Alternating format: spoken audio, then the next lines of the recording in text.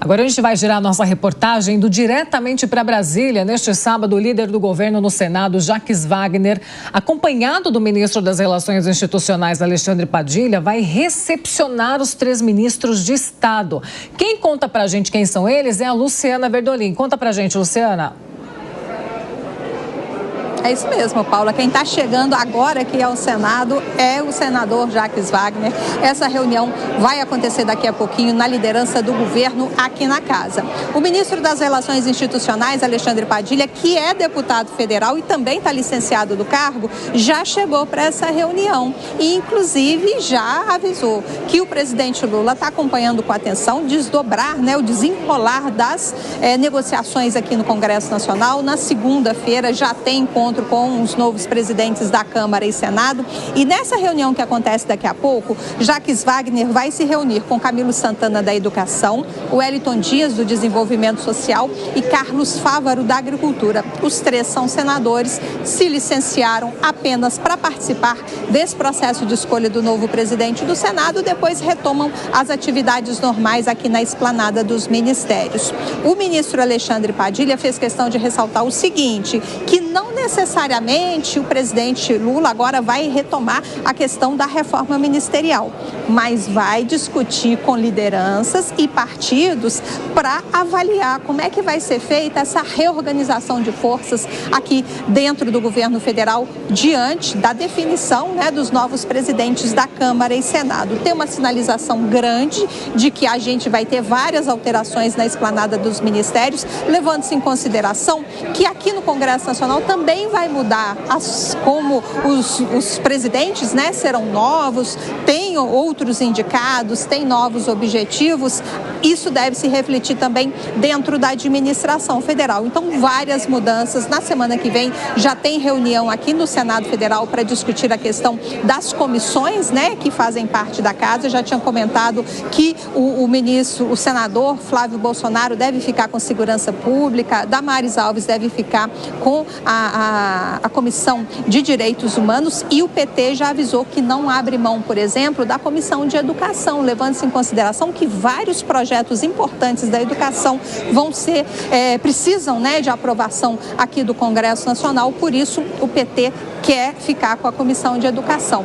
Essas articulações, mesmo antes da escolha dos novos presidentes, já estão sendo feitas e agora a movimentação é intensa aqui no Senado Federal. Não só de funcionários, como eu tinha falado mais cedo. Vários senadores já chegaram aqui e, inclusive, o atual presidente do Senado, Rodrigo Pacheco, concede uma entrevista coletiva daqui a pouco às 9h30 da manhã, antes de se iniciar efetivamente o processo de escolha do novo presidente.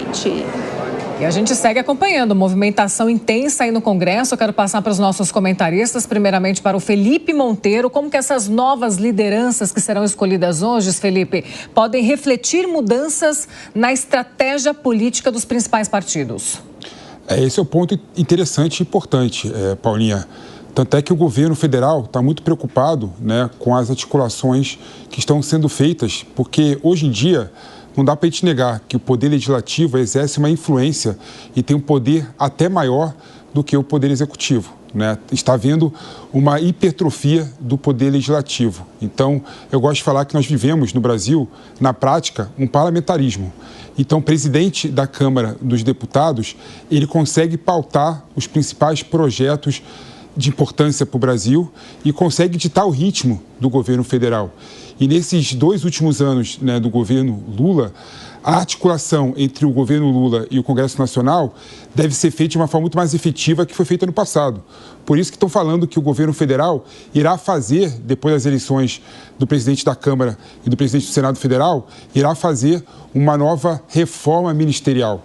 Mas no Brasil, é bom lembrar que os estados e as federações exercem uma influência muito grande no partido político. Então, não necessariamente quando você coloca um membro de um partido político no governo federal, o partido político em peso vai votar em favor do governo federal. Até porque, é bom lembrar, o PSD, por exemplo, o partido Kassab, o Ratinho Júnior do Paraná é muito mais ligado ao Bolsonaro do que o Lula. Ao contrário, o Otto Alencar, senador do PSD da Bahia, é muito mais ligado ao Lula do que ao bolsonarismo. Então, essa é a dificuldade do governo federal. Não adianta fazer uma reforma ministerial, porque a reforma ministerial não significaria o apoio automático dos partidos políticos à pauta do governo. Por isso estou falando que o Arthur Lira é um nome forte de assumir um ministério no novo governo Lula, né? O segundo mandato, a segunda metade do governo Lula, né? Então, vamos esperar e vamos ver quais serão os próximos passos após as eleições da presidência da Câmara e do Senado. Essa série A da política brasileira em Brasília, ela é dominada. Hoje foi normalizado tanto a hipocrisia quanto a humilhação e essa incoerência que existe desses grandes partidos que ficam só de olho nas oportunidades que melhor os beneficia e conseguem, de um lado, estar aliado a Jair Bolsonaro, de outro lado, está fazendo parte do governo Lula.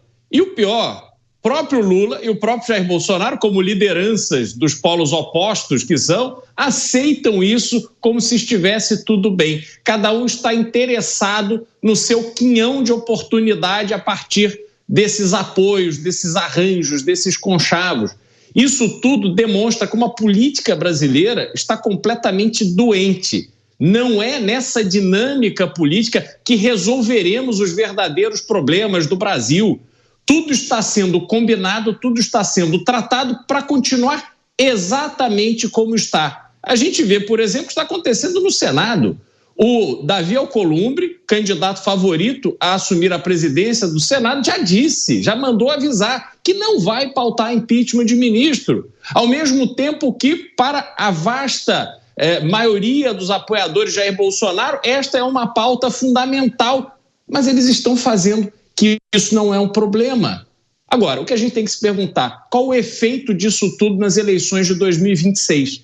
Teremos ainda maior o crescimento do tal voto de máquina, onde prefeitos, lideranças políticas vão colocando dinheiro, sobretudo esses bilhões de reais que vêm das emendas, para poder direcionar o voto das suas bases eleitorais? Ou a população brasileira vai de novo passar por um momento em que ela acorda e entende que não pode compactuar com o absurdo que acontece na política brasileira? Espero que seja a segunda opção. Espero que tenhamos tempo, nesses próximos 2 anos, da população recuperar sua consciência de quão importante é participar do processo político e, sobretudo, votar de acordo com a sua consciência, para que predomine o voto de opinião e não o voto de cabresto e a compra de votos a rodo, como vimos nas eleições de 2024.